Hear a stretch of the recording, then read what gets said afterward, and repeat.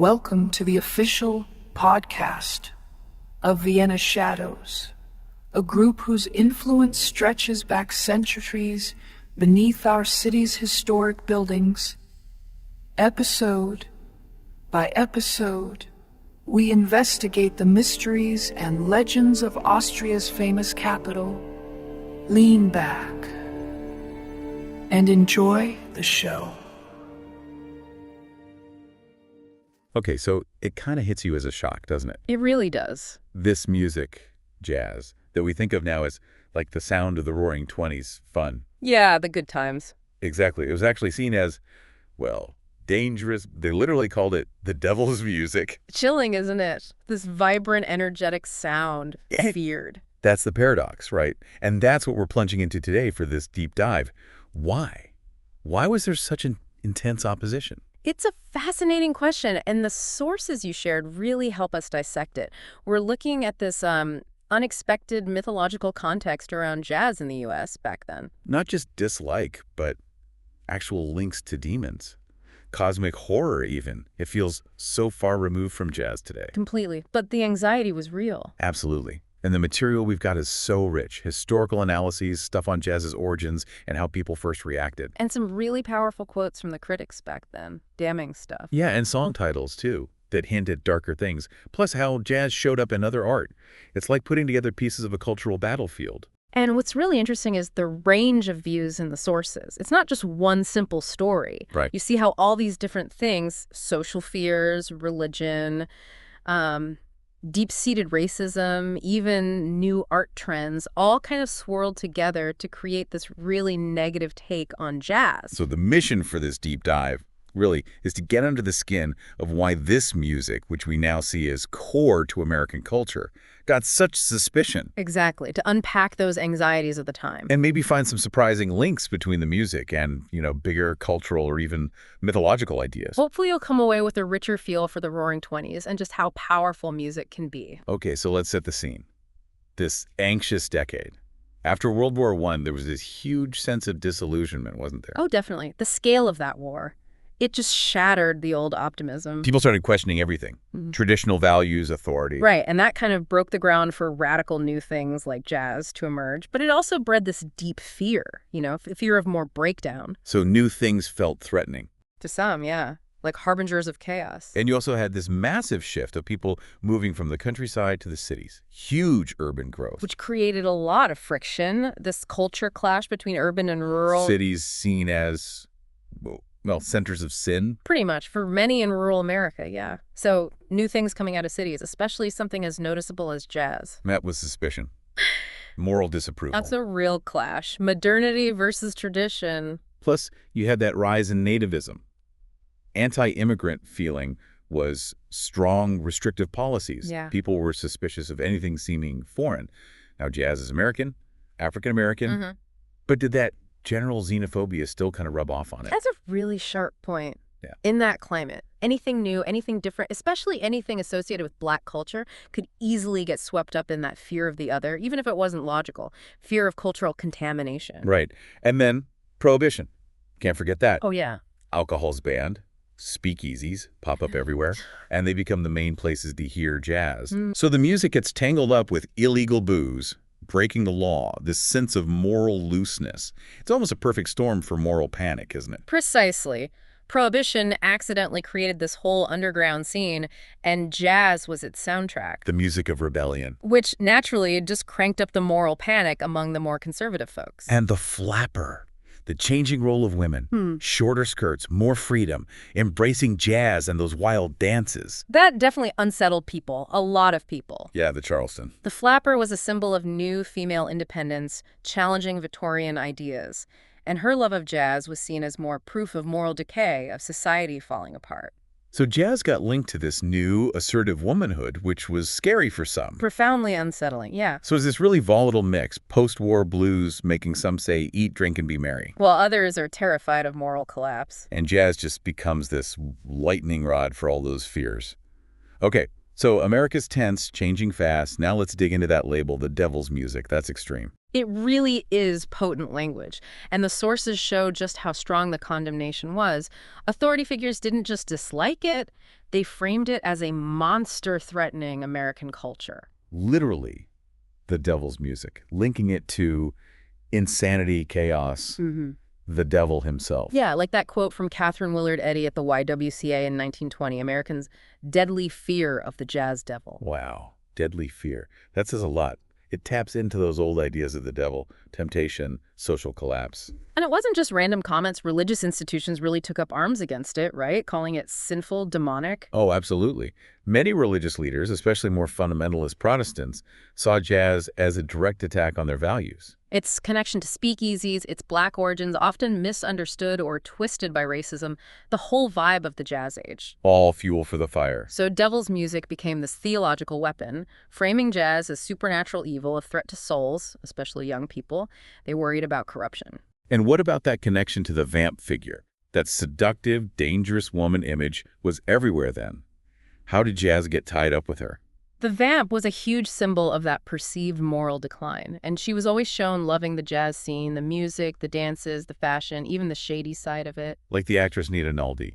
Didn't she blame jazz and vampires for the country's unease? She did, publicly. So that connection directly linked jazz to this dangerous, hypersexualized female image, which of course fueled criticism from those wanting traditional gender roles. And underneath all this, running like a dark thread, was just ugly racism, wasn't there? Absolutely. Crucial point. Jazz came from black culture, and so much criticism seemed rooted in that. Demonizing jazz was often about racializing black culture. It really was. Many critics explicitly called it primitive because of its African roots. They saw its rhythms, its improvisation, as inferior to white European music, a threat to the racial hierarchy. Describing it in dehumanizing ways. African jungle, savage crash and bang. Disgusting stuff. Framing it as barbaric, regressive, a threat to white cultural superiority. That Episcopal rector saying it makes you want to go back to all fours. Horrifying. Linking it to being animalistic just based on race. And this wasn't just talk. People actually tried to ban jazz. Yeah, organized efforts to stop it. Very real. By the end of the 1920s, the sources say at least 60 communities across the U.S. had laws trying to ban jazz in dance halls. 60. That shows how real the fear was. Yeah. They genuinely saw it as a threat to their world. A threat to the moral and social order as they saw it. It's just so important, though, to contrast that devil's music idea with where jazz actually came from, these incredibly rich African-American traditions. Exactly. Spirituals, work songs, the blues, music expressing deep faith, resilience, the yearning for freedom. Right. Spirituals were about faith and hope, despite slavery's horrors. Work songs gave rhythm and solace during brutal labor. And the blues voiced complex emotions, hardship, loss, but also that enduring spirit. These were the building blocks. And New Orleans was the crucible, right? This amazing melting pot. Totally unique. African, French, Spanish, American influences all mixed together. And even voodoo traditions were part of that mix. I remember reading Jelly Roll Morton claimed he put a voodoo spirit in his music. He did claim that. Morton was, well, a character, often building his own myth.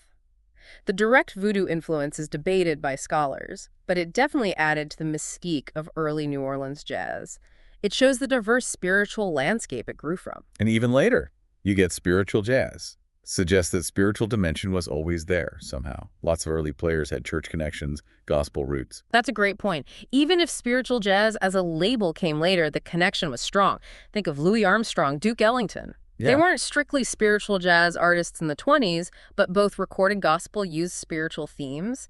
It shows that heritage was always an undercurrent, even if the critics ignored it or twisted it. And for African Americans themselves, jazz was just this vital form of expression, a way to articulate their lives, their resilience, their identity against all that oppression. Absolutely vital. It was a voice when society tried to silence them. A platform for sorrow, joy, anger, hope, asserting their culture. And maybe that very power, that emotional depth, was misinterpreted by outsiders, seen as mysterious, maybe even otherworldly, feeding into that negative narrative through misunderstanding and prejudice. That makes sense. What about the appropriation aspect? White musicians started playing and selling jazz too. Did that change how it was perceived? Maybe dilute the dangerous elements? That's a really smart question. It's complicated. As jazz got popular, white musicians definitely adopted it. Sometimes that meant, well, sanitizing it, making it smoother, less raw, perhaps. Less unsettling. Potentially. The original Dixieland Jazz Band, a white group, made the first commercial jazz records, but they also got slammed for falsely claiming they invented jazz. Right, erasing the Black origins. Exactly. So that appropriation, that potential dilution, it just adds another layer to this whole complex story of how jazz was heard and interpreted. So the music slammed as devilish Yeah. was actually this incredibly rich, spiritual, resilient expression of Black culture. The irony is, well, it's pretty stark. Incredibly stark. Okay, let's shift focus slightly. How did jazz seep into the other arts? Literature, F. Scott Fitzgerald, Jazz Age. How did writers use it? Oh, writers definitely grabbed onto jazz. Fitzgerald and others used it as a backdrop, sure, but also as a symbol. A symbol of what? Of the era's whole spirit, really. Rebellion, moral questions, that post-war disillusionment of the lost generation.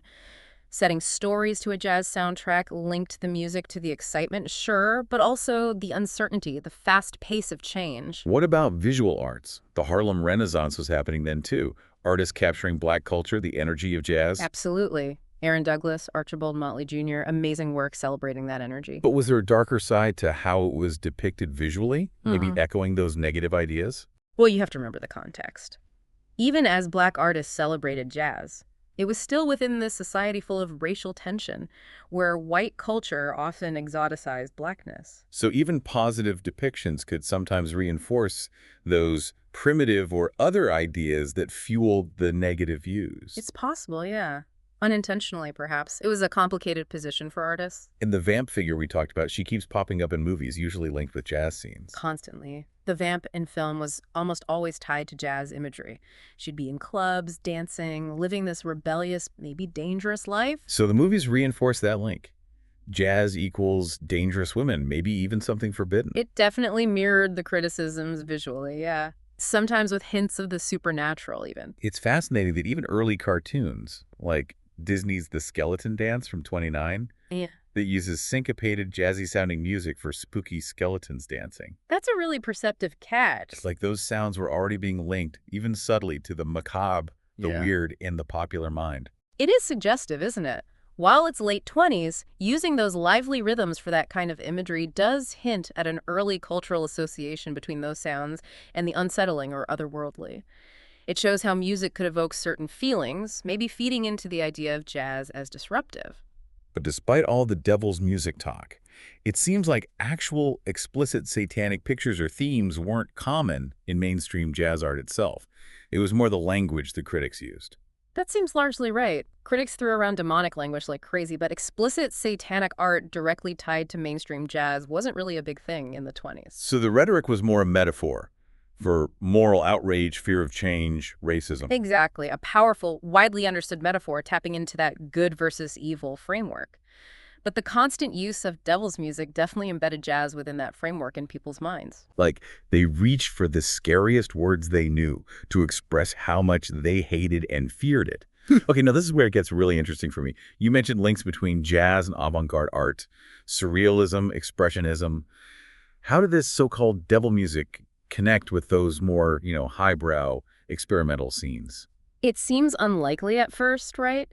But there are real parallels. Both jazz and movements like surrealism and expressionism were all about rebelling against tradition. Shaking things up. Yeah, exploring totally new ways of expression, challenging the sort of stuffy bourgeois norms of the time. So improvisation in jazz, that spontaneous creation, did that connect with the surrealists thinking about the irrational dreams, the subconscious?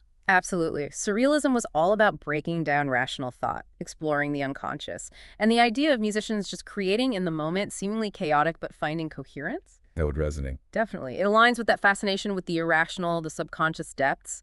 Some surrealists were genuinely drawn to jazz for that very reason, that spirit of spontaneity, breaking from rigid structures. And expressionism, focusing on raw inner emotion, using distorted forms. How did that link to the sound of early jazz? Well, Expressionism wanted to show intense inner feelings, often using unconventional methods.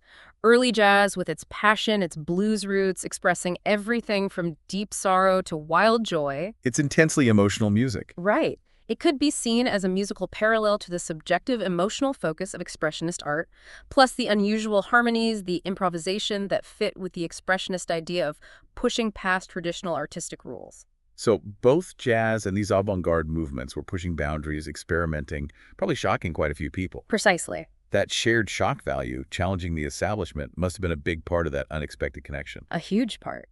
Jazz's break from musical tradition, its links to social change and rebellion. It had an edge. Just like surrealism and expressionism deliberately challenged norms, this shared spirit of artistic rebellion and willingness to shock likely made jazz feel incredibly modern, even if that modernity scared some people. Fascinating. The very things that made jazz scary to some made it exciting to others on the cutting edge. Okay, let's zoom out. What about outside the US? How was jazz received elsewhere? Same devil music reaction. It was pretty different, actually, more nuanced. In Europe, especially places like Paris, Berlin, there was often real fascination, even admiration for Black American jazz musicians and the music. Really? They embraced it more. In many ways, yeah. Europe often saw jazz as a symbol of modernity, a break from old European traditions. It fit right in with those avant-garde movements we just talked about. So less moral panic, more artistic innovation. Generally, yes. Which is a stark contrast to the racism and segregation Black musicians still faced back home. But it wasn't all positive in Europe either. No, definitely not. You still had racist stereotypes and caricatures sometimes. And later, in places like Nazi Germany, jazz was actively suppressed, called degenerate, un-German. Politics played a huge role, too. So really varied. But it sounds like that intense devil's music thing, the deep moral panic, was more uniquely American, tied to our specific history. That seems like a fair assessment. While jazz faced pushback elsewhere, the really strong, widespread link to demonic themes seems most pronounced in the U.S. in the 20s. Probably because of that specific mix of racial prejudice, religious fundamentalism, and those incredibly rapid social changes happening right then. Okay, let's dig back into the music itself for a minute. The blues foundation. Blues deals with heavy stuff, right? Hardship, loss, sadness.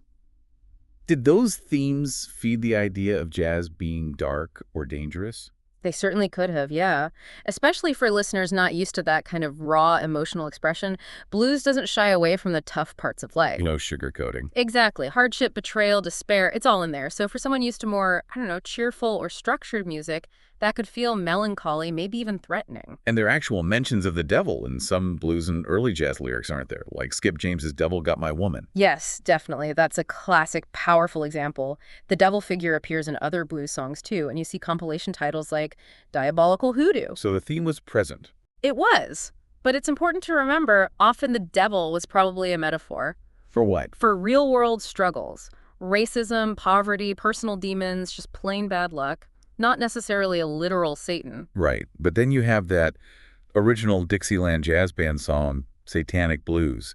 That title seems pretty direct. It does, doesn't it? Recorded way back in 1919, using satanic right in the title, it definitely suggests they were engaging directly with that demonic theme that was starting to brew. Maybe just playing with it, like a novelty. Could be. Maybe tongue-in-cheek, maybe trying to capitalize on the controversy. We don't have the lyrics in our sources, unfortunately, so it's hard to say exactly what they were doing with it. And other titles, like Jelly Roll Morton's Dead Man Blues, they hint at macabre, unsettling things. Plus the links between blues lyrics and folk magic, hoodoo. Exactly. Titles like Dead Man Blues certainly evoke the macabre.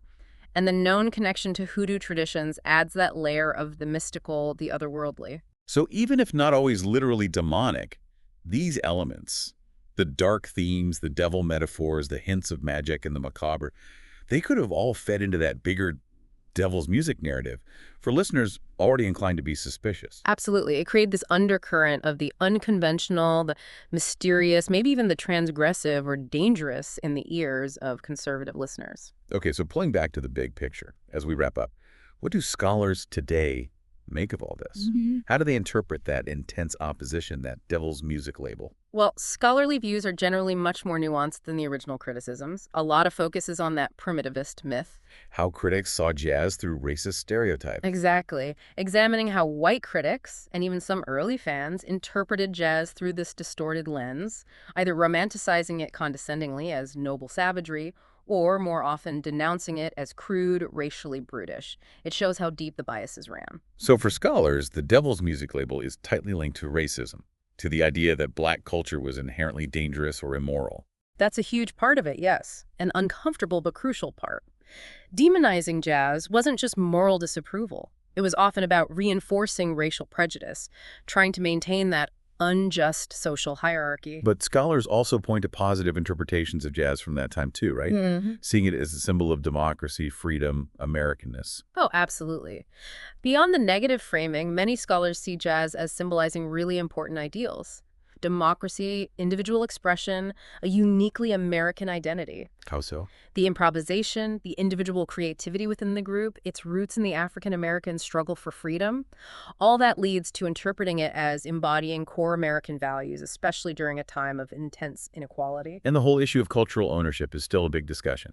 Jazz being a black art form appropriated by white musicians and industry. A huge and ongoing discussion. Recognizing the foundational role of black musicians while also grappling with the commercialization, the appropriation, it's complex. But acknowledging jazz as a profound black American art form like the Jazz Preservation Act did is key to understanding its significance. Yeah. So it sounds like scholars mostly see the devil's music thing not as a literal supernatural claim, but as a reflection of social, cultural, and racial anxieties. That's a great summary.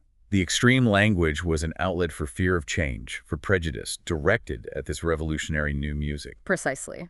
While the devil language was a powerful metaphor used by critics, academic analysis points to those underlying social, cultural, and racial forces.